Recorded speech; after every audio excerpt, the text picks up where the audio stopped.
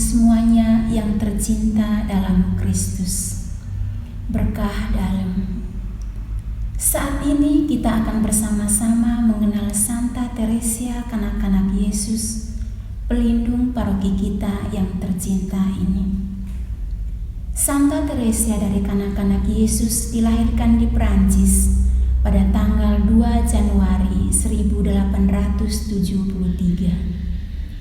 Ia berasal dari sebuah keluarga Katolik yang saleh. Ibunya meninggal waktu Teresia masih anak-anak.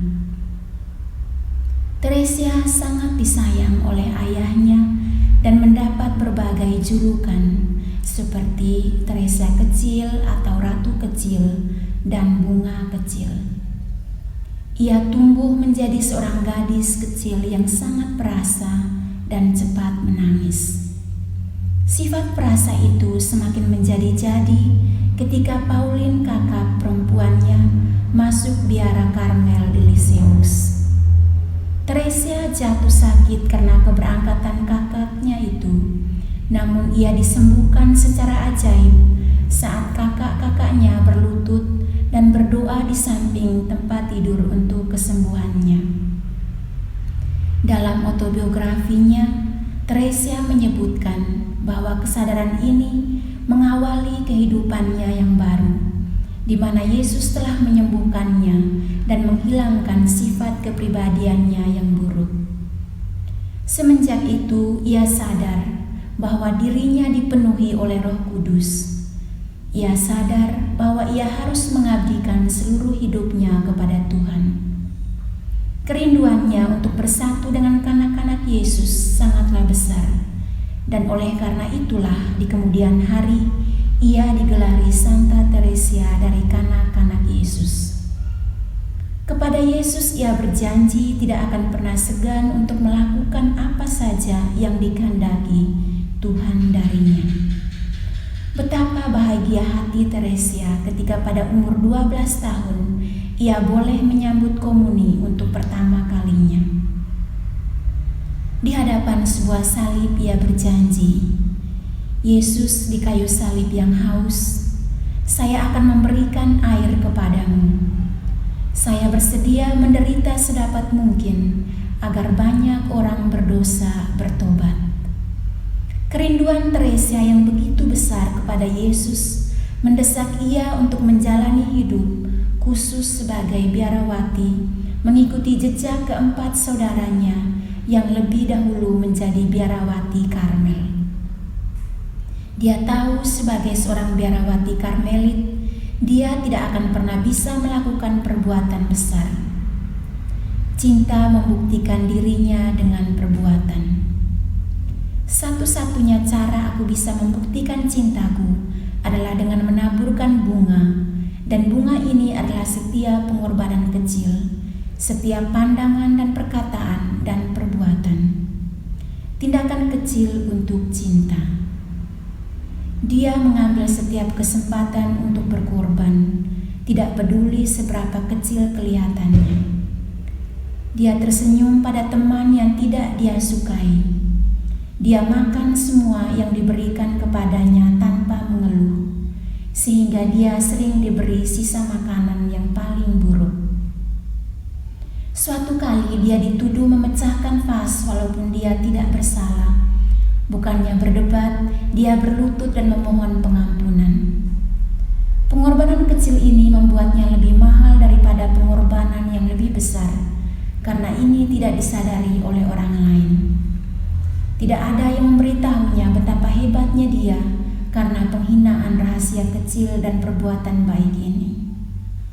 Teresia terus mengkhawatirkan bagaimana dia bisa mencapai kesucian dalam kehidupan yang dijalaninya.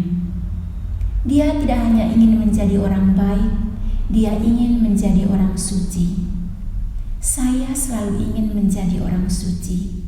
Sayangnya, ketika saya membandingkan diri saya dengan orang-orang suci, saya selalu menemukan bahwa ada perbedaan yang sama antara saya dan orang kudus, seperti antara gunung yang puncaknya hilang di awan dan sebuah butiran pasir yang sederhana diinjak-injak oleh orang-orang yang lewat. kepada diri sendiri, Tuhan tidak akan membuat saya menginginkan sesuatu yang mustahil. Dan karena itu, meskipun kecil, saya ingin menjadi orang kudus. Saya akan mencari beberapa cara untuk pergi ke surga dengan jalan kecil yang sangat pendek dan sangat lurus, jalan kecil yang cukup baru. Apa yang dilakukan Teresa di biara? Tidak ada yang istimewa, tetapi ia mempunyai suatu rahasia, cinta.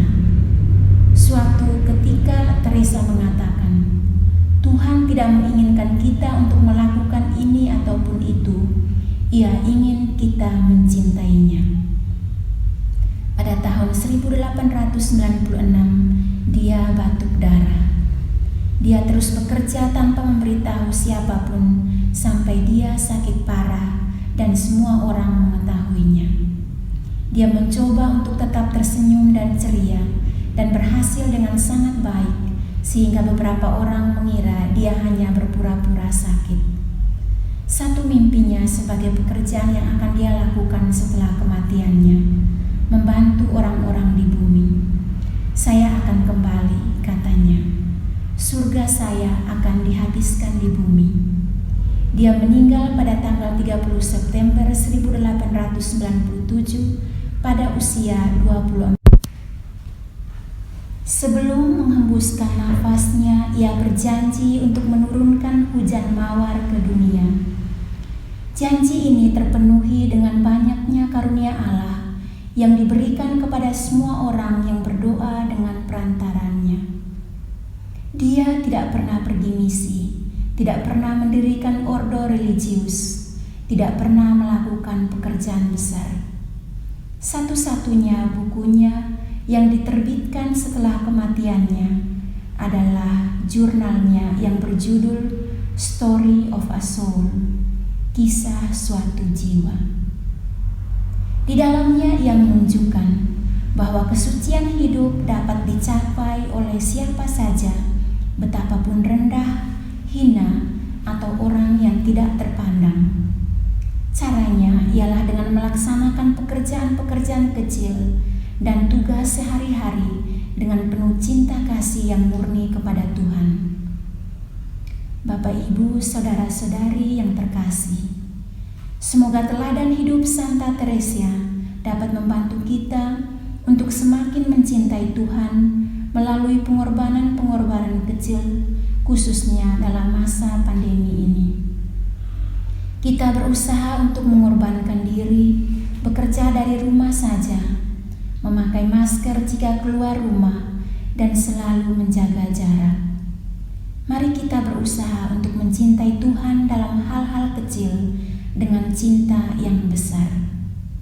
Santa Teresa dari kanak-kanak Yesus, doakanlah kami. Semua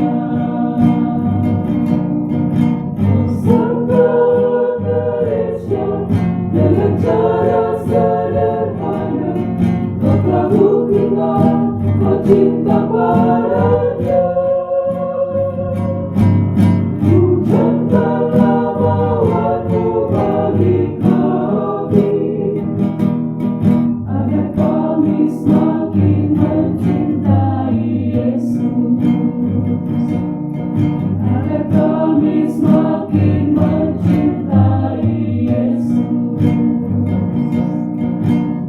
Sembah Kristus.